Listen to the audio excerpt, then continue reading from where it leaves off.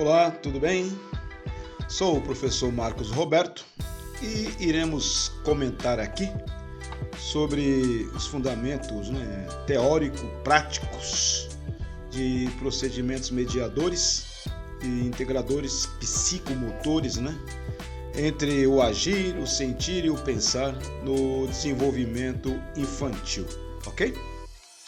Bom, de acordo com Oliveira, a psicomotricidade está direcionada a uma educação ligada ao movimento. Dessa forma, atingindo outras habilidades mais elaboradas, como as intelectuais. Então, compreende-se que a psicomotricidade ela é a base essencial no desenvolvimento da criança e também na percepção do próprio corpo, Os benefícios psicomotores, quando desenvolvidos adequadamente, refletem-se no processo de aprendizagem, pois está ligada aos aspectos cognitivo, afetivo e motor. Então, o movimento é a primeira manifestação de vida do ser humano. E desde a gestação, o feto já realiza movimentos que com o tempo vão estruturando-se, e exercendo grandes influências no comportamento de uma forma complexa. Historicamente, podemos ver, por meio da Maria Socorro de Souza Mello, em sua monografia, que ela nos diz que nos séculos 17 e 18 descobriu-se a infância, que passou a ser considerada etapa diferente da idade adulta, e seu tratamento foi também diferenciado, de uma forma histórica.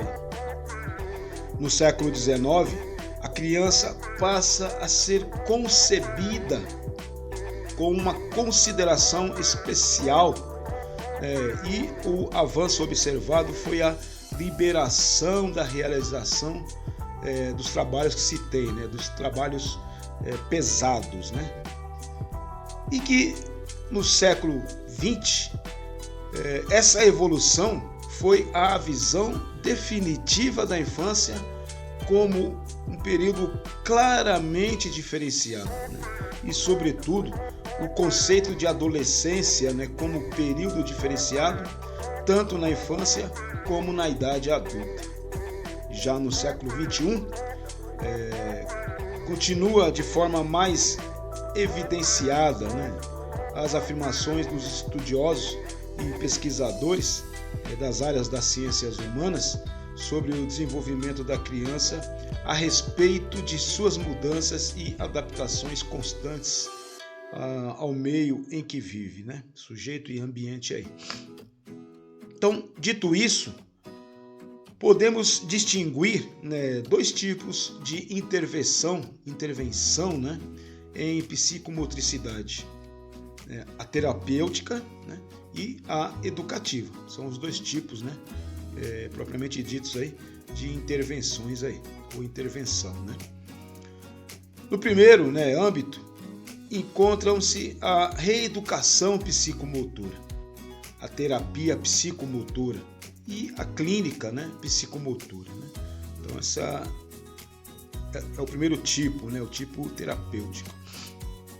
Já no segundo, no tipo educativa, fala-se em educação psicomotora, a qual tem um caráter eminentemente preventivo, facilitador do desenvolvimento do sujeito, em geral aplicada às crianças em idade escolar. Busca trabalhar a criança e o grupo em movimento através da ação espontânea ou organizada a priori. Beneficia-se a integração de si em relação com o outro e ao meio em geral.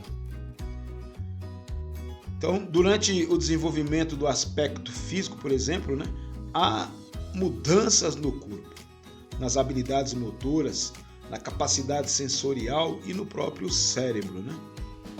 O desenvolvimento cognitivo relaciona-se às mudanças ocorridas na capacidade mental, como a aprendizagem, a linguagem, a memória, o pensamento e o próprio raciocínio, né? E, claro, né, o desenvolvimento social engloba a capacidade de interação com o meio, utilizando as relações sociais que proporcionam a formação de sua personalidade e atributos próprios aí. Então, a construção saudável, né, da unidade psicomotora, que é representada pela integração dinâmica dos sistemas, né, afetivo, cognitivo, motor, relacional, que compõe o sujeito, constitui a base da sua subjetividade, né, a sua própria identidade. Quase todas as teorias do desenvolvimento humano admitem que a idade pré-escolar ela é de fundamental importância, por ser um período em que, por assim dizer, os fundamentos da personalidade do indivíduo lançados na primeira infância começam a tomar formas claras e definidas. Esse período ele é marcado por consideradas mudanças no processo evolutivo. Essa fase da vida humana constitui uma espécie de desafio, tanto para a criança como para os pais e educadores e educadoras, né? Conforme Dulce Martins, né, estudos longitudinais têm mostrado que crianças cujos vínculos afetivos foram bem estabelecidos tendem a ter uma adaptabilidade emocional, né, habilidade social e funcionamento cognitivo superiores. Durante a idade escolar, né, e a adolescência, crianças que tiveram um vínculo afetivo bem estabelecido na primeira infância eram mais bem aceitas pelos colegas e pelas colegas, né, e tinham maior facilidade em construir relacionamentos afetivos com mais profundidade. Quando as crianças estão, né, em circunstâncias ambientais não favoráveis ou por qualquer outra razão, né, o desenvolvimento continua a ser distorcido, dificuldades no estabelecimento desse vínculo afetivo podem ocorrer. E se essas dificuldades, né, forem suficientemente severas, um déficit contínuo pode se estabelecer na capacidade e construir relacionamentos humanos afetivos e a formar as estruturas e funções básicas da personalidade.